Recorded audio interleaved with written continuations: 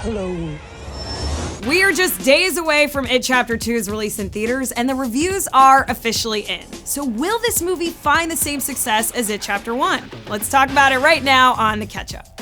The hype is real for It Chapter 2, but let's be honest, it has big creepy clown shoes to fill. I mean, 2017's It is a certified fresh 86% on the Tomatometer, and it made $700 million at the global box office, the most ever for a horror film.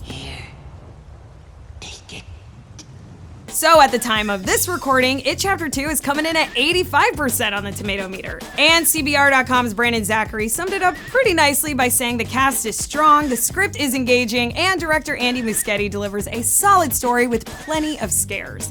And Weekend Warrior's Edward Douglas added that it's incredibly satisfying. But even though the score is high, one issue for some critics seems to be how long the movie is. I mean, early reports said that the original cut was actually 4 hours long, with the final product clocking in around the same amount of time you can get coronary bypass surgery. It's basically a 3-hour movie. A.O. Scott of the New York Times said, quote, "The movie drags more than it jumps, wearing out its premise and possibly also your patience." And EW's Leah Greenblatt agreed by saying, really, the main problem with Chapter 2 is that it goes on and on for so very long. That totally rhymes.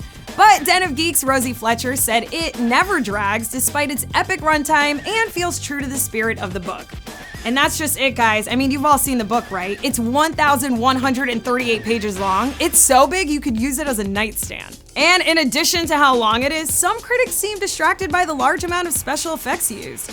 Jim Bavoda of IGN said the film relies far more on CGI and jump scares than even its predecessor did. And some of these CG monsters aren't particularly well done.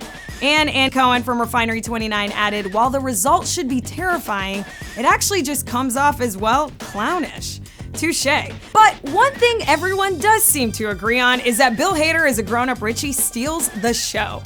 AV Club's Katie Reif wrote, Hader picks up the whole movie, puts it in his pocket, and walks away with it. And Tim Roby from The Telegraph said, Hader's wonderful ability to meld humor and horror using each to animate the other is the best special effect that money can buy. So all hail Hader. I'm like, oh guys, we gotta get out of here. Pennywise is here. As far as how this movie compares to the first one, it doesn't quite seem to get to that level. Kyle Anderson of Nerdist said, it's just not quite as pure an experience as part 1, but is adulthood ever as pure as childhood? $1 million question, Kyle. That one cut me deep. But as William Bibiani from Bloody Disgusting said, so it isn't as good as It Chapter 1. That doesn't mean it's not a good time. And it's that kind of positivity, my friends, that will most likely put a lot of fans in the seats, but as many fans as the first is the question here. Well, Chapter 2 has officially become the highest horror movie pre-seller in Fandango's history. So yeah, seems like it's definitely off to a good start. And it's time for me to kick it over to you now. Do the reviews make you more or less excited to see It Chapter 2? Is 3 hours too long to sit in a theater? And why are movies getting longer and theater drink sizes getting bigger? Let us know all your thoughts and feelings in the comments section. And if you like this episode and you want to see more, subscribe and click the bell icon. As always, thanks for watching The Catch-Up. I'm Naz Perez, and I'll see you guys next time.